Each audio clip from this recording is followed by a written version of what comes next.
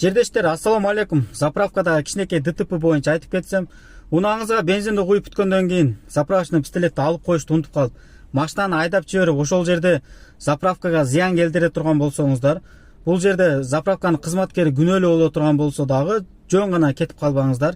Эгерде кызматкери күнөөлүү боло турган болсо, администратордон ошол жерден расписка жаздырып, андан кийин кетиңиздер. Эгерде сиз күнөөлүү боло турган болсоңуз, страховкаңыз болсо, ГАИ чакырып, ошол жерде протокол түздүрүңүздөр. Сиздин страховкаңыз келтирилген чыгымды заправкага төлөп берет.